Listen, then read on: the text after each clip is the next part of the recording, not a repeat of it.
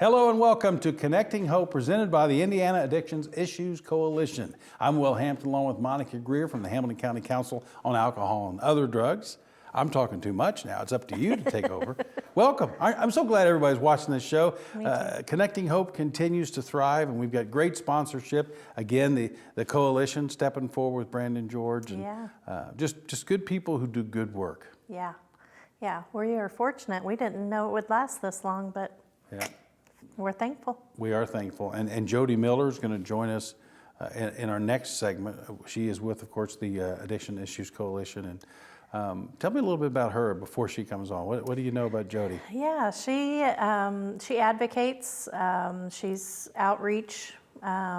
So she visits coalitions. She explains what their Addictions Coalition does to different communities.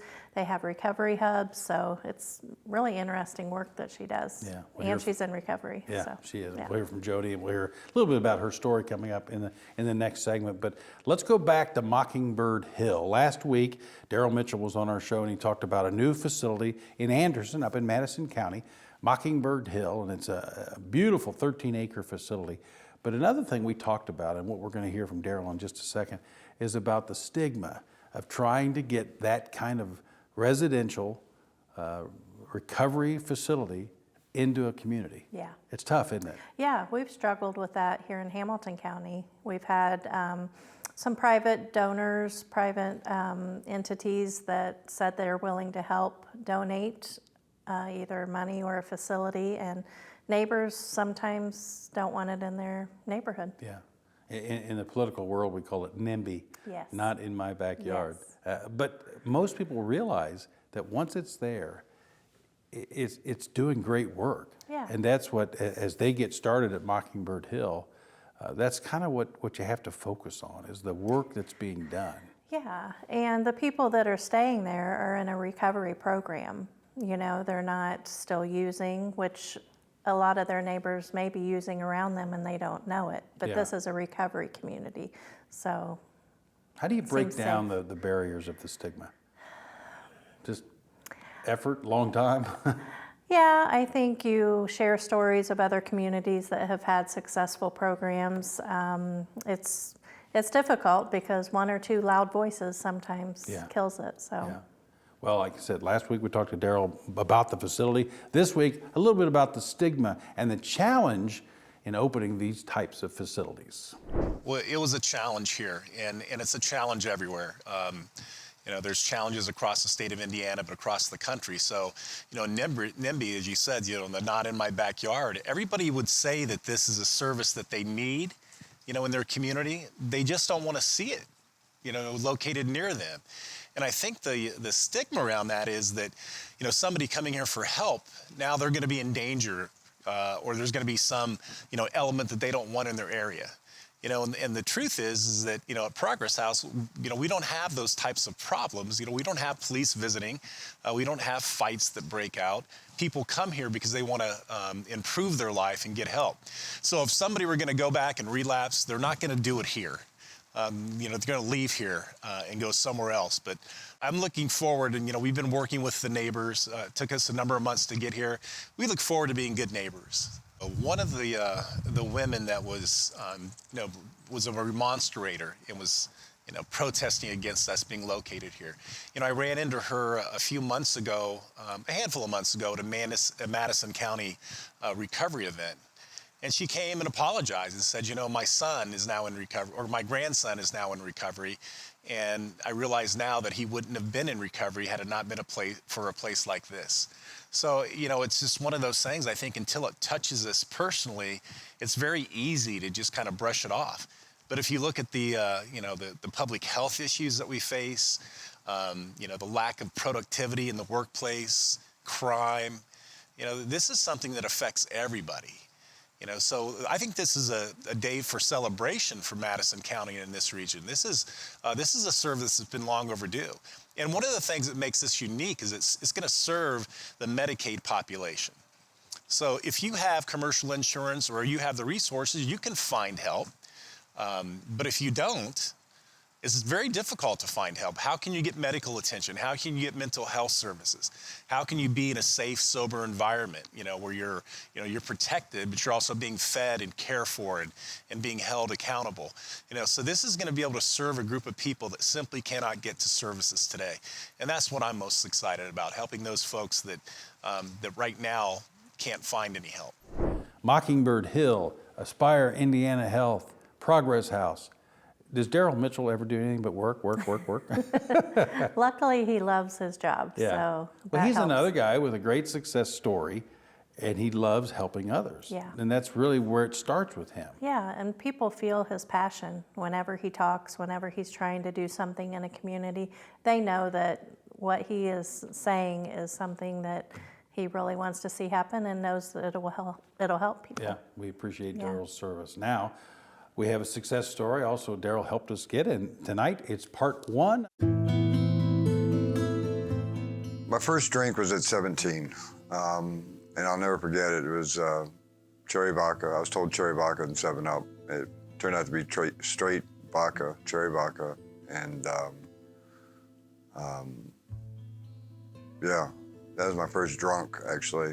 I got a second DUI, and nobody again would buy me out of jail, so I told them I'd go to treatment.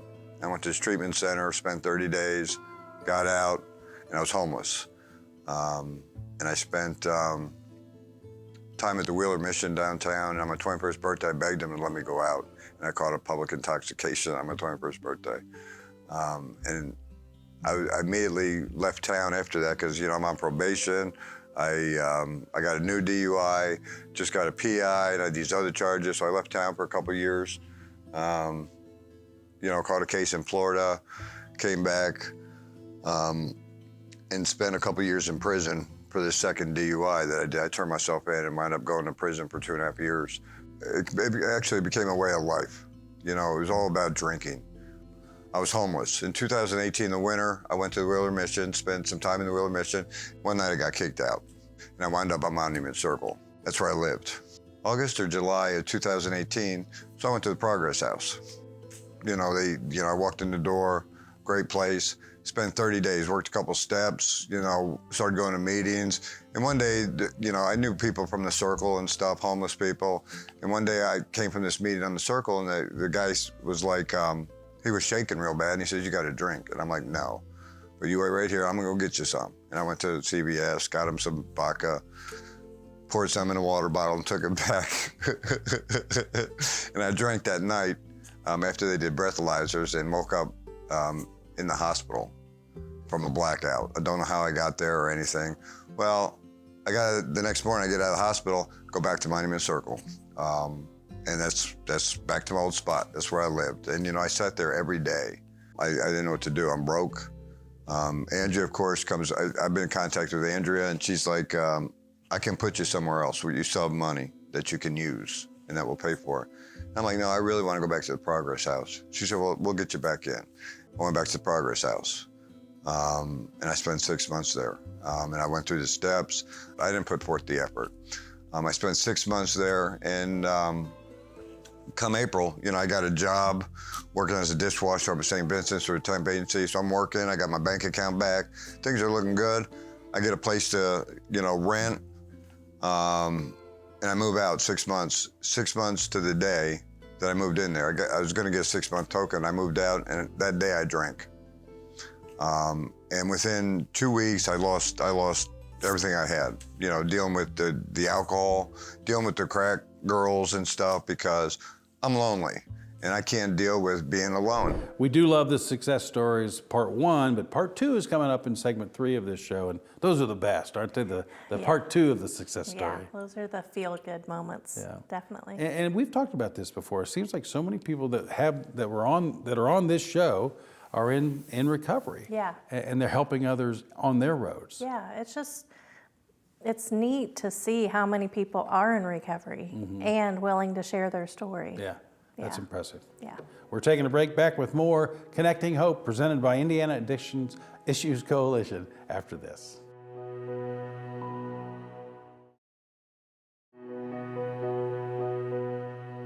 Welcome back to Connecting Hope, presented by Indiana Addiction Issues Coalition. Will Hampton along with Monica Greer, and we have a special guest, Jody Miller, joins us from the Indiana Addictions Issues Coalition. Yes. And I guess for people just tuning in, maybe haven't seen the last couple of weeks, what is this coalition? What's it all about? Well, the Indiana Addictions Issues Coalition is a subsidiary of Mental Health America of Indiana. Okay. And what it is we're a group of individuals and organizations throughout the state. We do education, advocacy, policy, and also recovery support services. What rewarding work this must be. Help me understand how just special to call this where you go to work every day. You know, it's funny you say that because I always like to say, you know, my work just doesn't feel like work.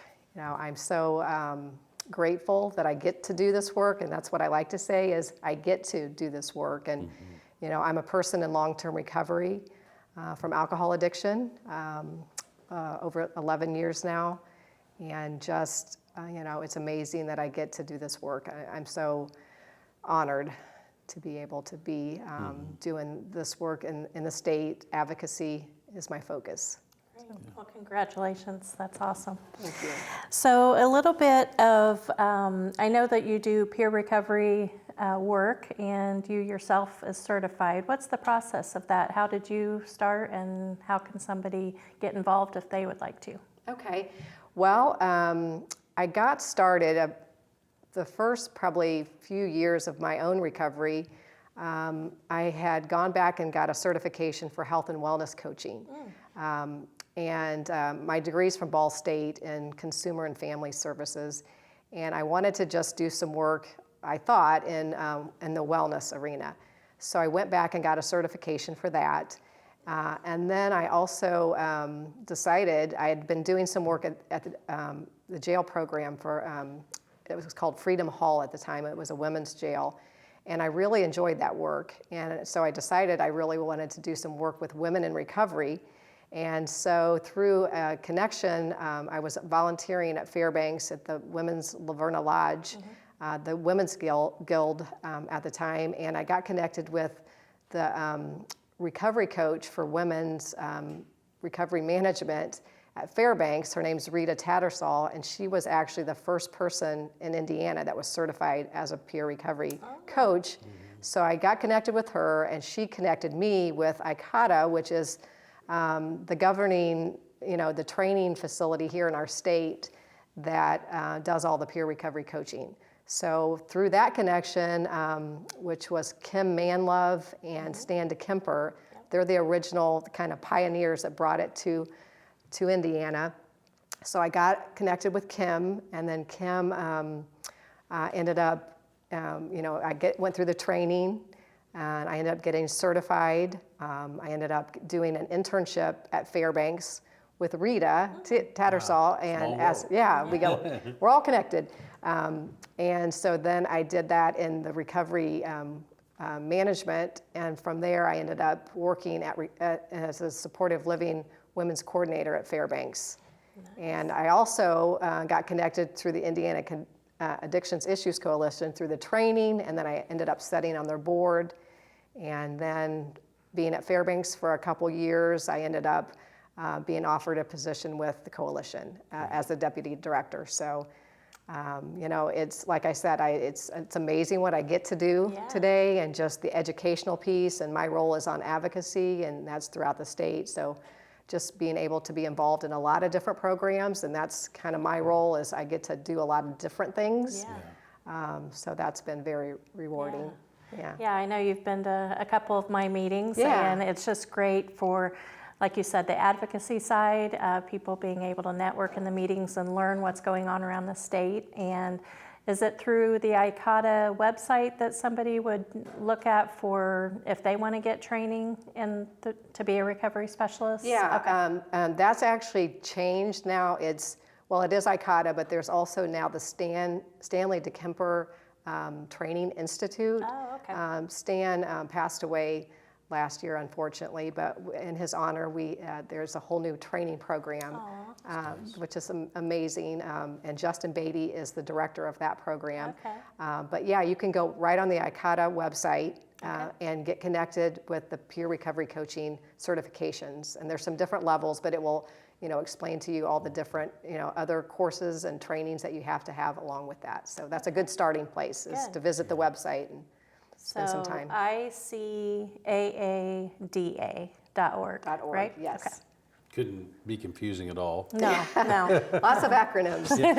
Of course, we live here in Indiana, and we know a lot about what's going on in Indiana, especially through Monica and these other great groups. Where are we as a state, do you think, as far as getting the services to the people that need it? That's a good question. And I think just, through COVID too has really advanced a lot of the opportunities and a lot of the services. And I know with the Indiana Recovery Network, and Heather Rodriguez as being the director, and she, has done amazing things. And with that group, there's regional recovery hubs throughout the state. So I would say in general, it's definitely, increasing, and that just seems to be growing more and more. And you see the peer recovery coaches in a lot of different areas now. They're not only, just working with individuals and, maybe in the medical setting, it's, they're working with police officers, quick response teams. They're in the jail programs, getting people connected, coming out of jail. In the drug courts, there's just a lot of ways that the peer recovery coaches are really making an impact. Oh, yeah. Seem to be.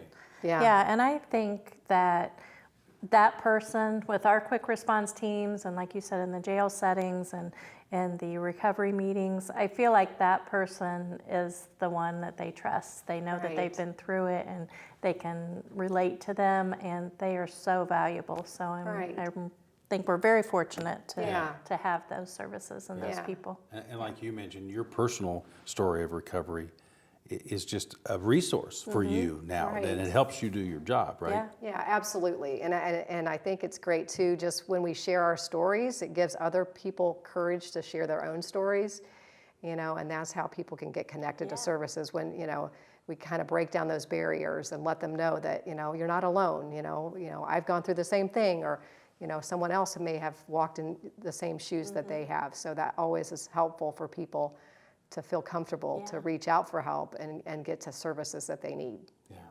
Well, we're almost out of time, but real quickly, again, the website or the best way, if someone's watching this wants to find you, how do they find you? They can find me on indianarecovery.org. Okay. That's our the Indiana Addictions Issues Coalition website. Okay. I can also be found on the Indiana Recovery Network, which is the Indiana's recovery hub for all resources. All right. So, Thank you. sure. Thank you Appreciate so you much. being here. Thanks Yeah, for what you do. so much. Back with more Connecting Hope right after this.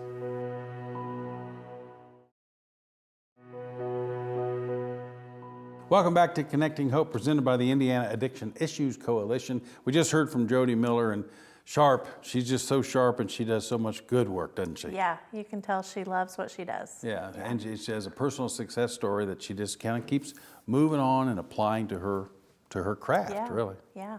Yeah. Okay, we had part one earlier in the show. Now it's time for part two of tonight's success story. I was using alcohol like an IV, like a drip to keep me alive. It was absolutely terrible. Elliot shows up one day and said, "Hey, get in the car," And I'm like, "Elliot, I don't have money. I can't do what you're doing." He said, "We're gonna work it out."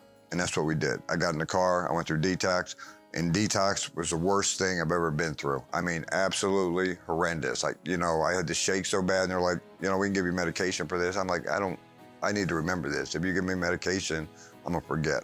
2019 Christmas, I got a new sponsor. And we worked the steps, we went through everything. Come March, I had 6 months of sobriety. Later that day, I get on my phone, there's a friend request from my son who I hadn't talked to for years. Oh my God, and I just started building that relationship with him from that day. And then COVID struck. And I'm working at Enterprise, I got a bank account, I'm trying to exit. And when COVID hit and they locked down the house, I was ready to go. Let me find a place because I have a job, I have money in the bank, let's go.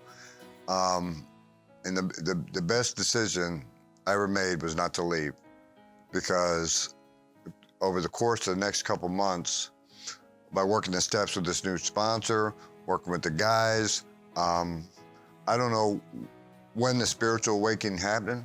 I don't know when the mental obsession left me to drink. I mean, today I don't have that thought to drink. Somewhere along the line, I'm at peace. You know, I don't know what it is. I don't know where it came from. I don't want to lose it. And one day a guy comes up from me to the house, he says, and he kept telling me, I need to talk to you. And I'm like, whatever. And finally he cornered me and he says, I said, what do you need? He said, I want you to work the steps with me. I'm like, you know, me? And me? He said, yeah. I said, why? He says, because I want what you got. Again, another great story. And these, sometimes it's kind of interesting. We were talking about this, you know, every week we have a success story. There are a million of them out there. And maybe people watching this show, maybe could they reach out to you? Sure. What's the best way if they want to reach out to you and say, you know, I'd like to tell my story? Yeah, they could email me at monica.greer, monica.greer @hamiltoncounty.in.gov. It's as simple as talking to you, and then we'll get them in here on the show. Yeah, All that'd right. be great. That'd be great. We're going to take a break. Back with more Connecting Hope right after this.